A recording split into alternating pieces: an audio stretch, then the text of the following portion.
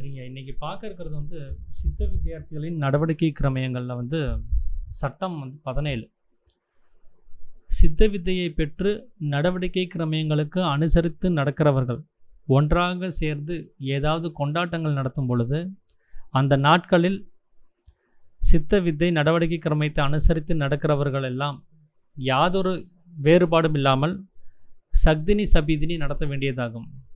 சக்தினி சபீதினி என்றால் ஒரே இலையிலோ ஒரே பாத்திரத்திலோ ஆகாரங்களை போட்டு அதிலிருந்து எல்லோரும் ஒன்றாக சேர்ந்திருந்து ஆகாரம் உட்கொள்ளுவதாகும். ஆகாரம் சாப்பிடும்போது கீழே விழாமல் சாப்பிட வேண்டியதாகும்.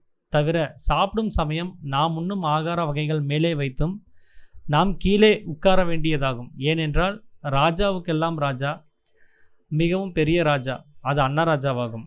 அதாவது நாம் ஜீவனை ரட்சிக்க வேண்டி உட்கொள்ளுகிற பொருள்களாகும்.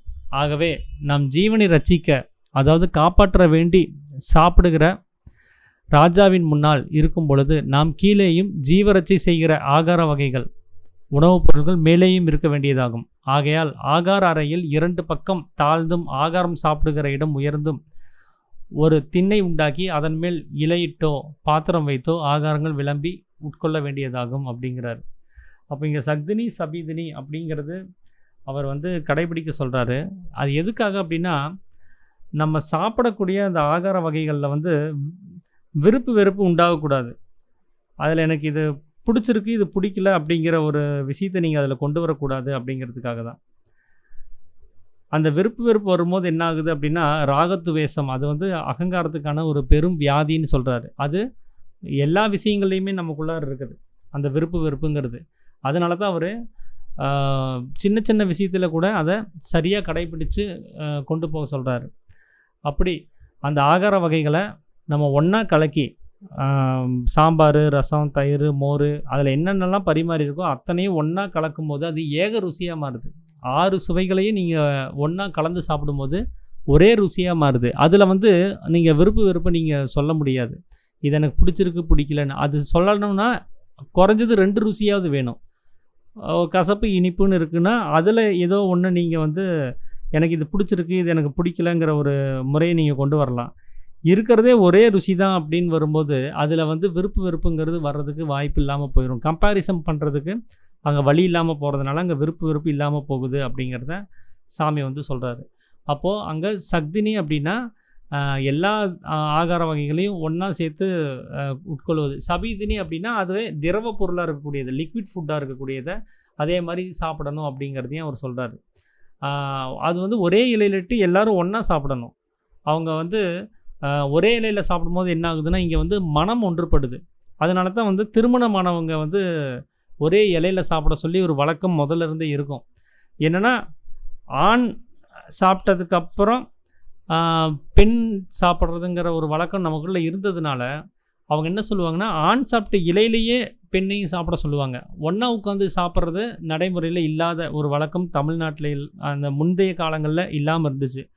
ஏன்னா அவங்க விளம்ப வேண்டியது இருக்கும், அவங்க பரிமாற வேண்டிய ஒரு அவசியம் இருக்கிறதுனால ஃபஸ்ட்டு ஆண்கள் சாப்பிட்டு அந்த கணவன் சாப்பிட்டு எந்திரிச்சு போயிடுவார். அதே இலையில் பெண்ணும் உட்காந்து சாப்பிடுவாங்க, அவங்க மனைவியும் உட்காந்து சாப்பிடுவாங்க. ஏன்னா அது வந்து ஈஸ்வர சேவை செய்யக்கூடிய ஒரு இடம். அது நம்ம சாப்பிட்ற சாப்பாடுங்கிறது வந்து ஈஸ்வர சேவைக்கான ஒரு இடம். அங்கே வந்து நம்மளுடைய எண்ணங்கள் என்னவா இருக்குதோ அந்த எண்ணங்கள் வந்து நம்மளுடைய ஆகாரத்திலும் பதியப்படுது. நம்ம சாப்பிடும்போது நம்மளுடைய எண்ணங்கள் என்னவா இருக்கோ அது அந்த ஆகாரத்துலேயும் பதிவாகுது. அதனால தான் அவங்க ஒரே தட்டில் சாப்பிடும்போது அவங்களுடைய எண்ணங்களும் ஒரே மாதிரியே இருக்குது. அப்போ அந்த தட்டிலேயே வேறு யாராவது சாப்பிட்டாலும் ஏற்கனவே சாப்பிட்டவங்களுடைய எண்ணங்களும் அவங்களுக்கு கடத்தப்படுது அப்படிங்கிறத வந்து சாமி வந்து சொல்கிறார்.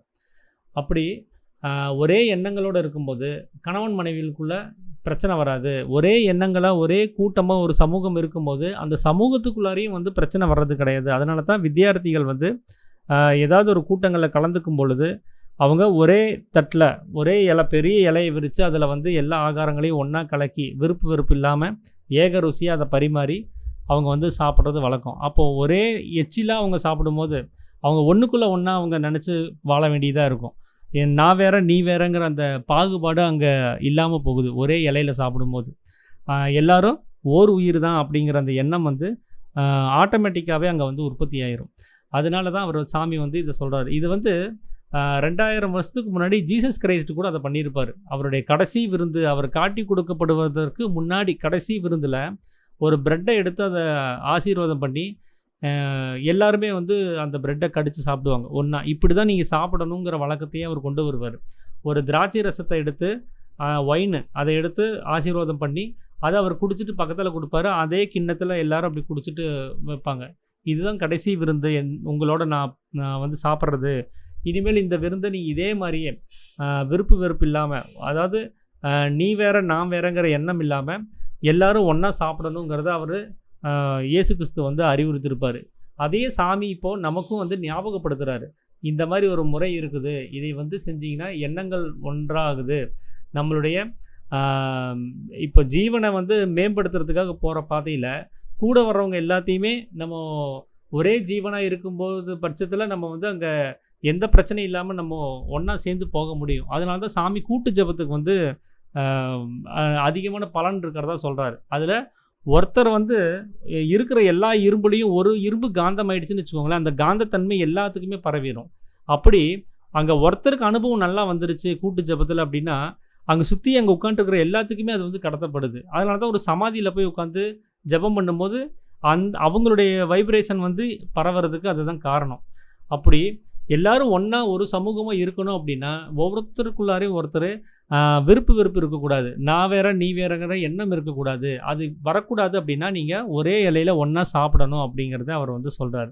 இது ஒரு கூட்டங்கள் கொண்டாட்டங்கள் நடத்தும் போதோ இல்லை ஒரு சித்த வித்தியார்த்தியினுடைய வீட்டுக்கு நீங்கள் போகிறீங்க, நீங்களும் சித்த வித்தியார்த்தியாக இருக்கீங்க அப்படின்னா நீங்கள் 2 பேரும் அந்த நடவடிக்கை கிரமங்களுக்கு அனுசரித்து நடக்கிறவர்களோட சக்தினி சாப்பிட்லாம். நடக்காதவர்களோட சப்தினி சாப்பிட்லாம். அதாவது நடக்காதவர்கள்னு எதை சொல்கிறேன்னா, சித்த வித்தை பெற்றுக்கொண்டவர்கள், அவங்க சித்த வித்தை பெற்றவர்களோட நீங்கள் சக்தினி சாப்பிட்லாம். ஆனால் சித்த வித்தை பெற்றவர்கள் சித்த வித்தியார்த்திகளோட சக்தினி சாப்பிடக்கூடாது. அதுக்கு முன்னாடியே அவர் வந்து ரூல் எழுதிட்டார், அப்படி கலந்து சாப்பிடக்கூடாது அப்படிங்கிறதையும் சொல்லியிருக்கிறார். ஏன்னா 2 பேருனுடைய ஈஸ்வர சேவையினுடைய தன்மை வேறன்னா அவங்களுடைய நடவடிக்கை வேறையாக இருக்குது. அவங்க டீப்பான ரூலில் இருப்பாங்க, நம்ம மேலோட்டமான ஒரு ரூலில் இருப்போம். நம்மளுடைய செயல்பாடுகள் அவங்கள பாதிக்கக்கூடாது, அவங்கள வந்து தொந்தரவு பண்ணக்கூடாதுங்கிறதுக்காக தான் அவர் அப்படி ஒரு விதிமுறை வச்சுருக்கிறார். அது ஈஸ்வர சேவை செய்யும்போது மட்டும்தான் அந்த விதிமுறை. மற்ற நேரத்தில் நீங்கள்லாம் ஒன்றா சேர்ந்து எப்பவும் போல் இருக்கலாங்கிறதையும் அவர் வந்து சொல்லியிருக்கிறார். அப்படி நாம் இனிமேல் முடிந்த மட்டும் ஒரு சகோதரத்துவமாக இருக்கணும், நமக்குள்ளார ஏக எண்ணங்கள் உண்டாகணும். அப்படின்னா நாம் ஏக ருசியாக சாப்பிட்றது மட்டும் இல்லாமல் ஒரே இலையில் ஒரே தட்டில் அது சாப்பிடும்போது ஒரே கூட்டமாக ஒரே எண்ணமாக நம்மளால் இருக்க முடியும். ஒருத்தருக்கு ஒருத்தர் அந்த புரிந்துணர்வுங்கிறது நமக்கு உண்டாயிரும் அப்படிங்கிறதையும் அவர் சொல்கிறார். அடுத்ததாக இதில் சொல்கிறது என்ன அப்படின்னா, அந்த அன்னராஜாங்கிறது வந்து ஒரு ராஜாவையே போஷிக்கக்கூடிய ஒரு தன்மையில் இருக்கக்கூடியவர். ஒரு ராஜாவுக்கே அந்த அன்னராஜா தான் வந்து அவங்களுக்கு சத்து கொடுக்குது, அவங்க உடம்பை காப்பாற்றுது. அப்படி இருக்கும்போது ஒரு ராஜா இருந்தால் நம்ம என்ன மரியாதை கொடுப்போம்? ஒரு ராஜா வந்து உட்காண்ட்ருக்கும் போது அவருக்கு சரிசமமாக நம்ம உட்காருவோமா? நம்ம ராஜா இருந்தாருன்னா நம்ம என்ன பண்ணுவோம்? கீழே உட்காருவோம். அவருக்கு முன்னாடி ஒரு பக்தியாகவும் ஒரு மரியாதையாகவும், நீங்கள் என்ன ஆளக்கூடியவர், நான் உங்களுக்கு மரியாதை கொடுக்குறேன்ட்டு. இப்போது அந்த ராஜாவுக்கெல்லாம் ராஜாவாக இருக்கக்கூடிய அந்த அன்னராஜா இருக்கிறார், அவரவே போஷிக்கக்கூடிய ஒரு ஆள்.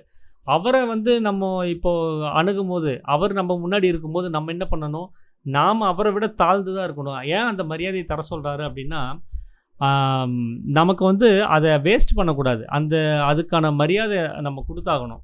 நம்ம அந்த சரிக்கு சமமாக நம்ம இருக்கும்போது நமக்கு அந்த மரியாதையை நம்ம தரமாட்டோம். அது ஏனோ தானோன்னு இருப்போம். அதனால தான் அவர் சுத்தமாக வலித்து சாப்பிட சொல்கிறாரு, அதை வேஸ்ட் பண்ணக்கூடாது. ஏன்னா அது வந்து ராஜா, அது கீழே போட்டு காலில் மிதிக்கிறது இந்த மாதிரி வேலைகள்லாம் ஆகக்கூடாது. அந்த ஒரு விஷயம் கீழே போட்டு மிதிக்கிறது பரவாயில்ல அப்படின்னோன்னா, அதை வேணும்னே கீழே கொட்டுற அளவுக்கு நம்ம மனநிலைமை போயிடும். இப்படி சின்ன சின்ன தவறுகளையும் நம்ம ஆலோசித்து திருத்திகிட்டே இருந்தால் தான் அது சரியாக இருக்கும். சின்ன விஷயங்களுக்கு நீங்கள் அனுமதி கொடுத்து, சரி இது என்ன ஒரு 4-5 பருக்கு தானே, கீழே விழுந்தா என்ன, யாராவது மிதிச்சா என்ன அப்படிங்கிற எண்ணம் நமக்குள்ளே வந்துடுச்சுன்னா, அது நாளைக்கு ஒரு கரண்டியாக மாறும், அது ஒரு குண்டாவாகவே மாறிடும். இப்படி வேஸ்டேஜ் ஆகிறதுக்கு அதிகமான ஒரு வாய்ப்புகளை உண்டாக்குறதுக்கு ஒரு விஷயமாக அது மாறிடும். அப்போது அந்த ராஜாவாக இருக்கக்கூடிய அந்த அன்னத்தை நம்ம மேலே வச்சு நாம் கீழே இருந்து சாப்பிடணும். சாப்பிட்ற நேரத்தில் ஃபோன் பேசுறது, மற்ற டிவி பார்க்கறது, இந்த மாதிரி வேலைகளை வந்து செய்யக்கூடாது. காரணம் என்னென்னா, அந்த ராஜாவுக்கான மரியாதையை நம்ம கொடுக்கணும். அங்கே உட்காண்ட்ருக்கிறது ஒரு ராஜா தான் அப்படிங்கிற எண்ணத்தோட, அது கடவுள் தான். ஏன்னா நம்ம இதில் அந்த உணவை அன்னபூர்ணின்னு சொல்கிறாங்க, இவர் அன்ன ராஜான்னு சொல்கிறாரு.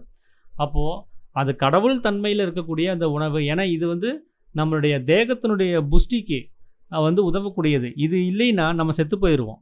அந்த ஆகாரம் இல்லைன்னா 30-40 நாள் நம்மளால் உயிரோடு இருக்க முடியும். அதுக்கு மேலே இருக்க முடியாது. இருக்கிற சத்தெல்லாம் தீர்ந்து போச்சுன்னா நம்ம செத்து தான் போகணும்.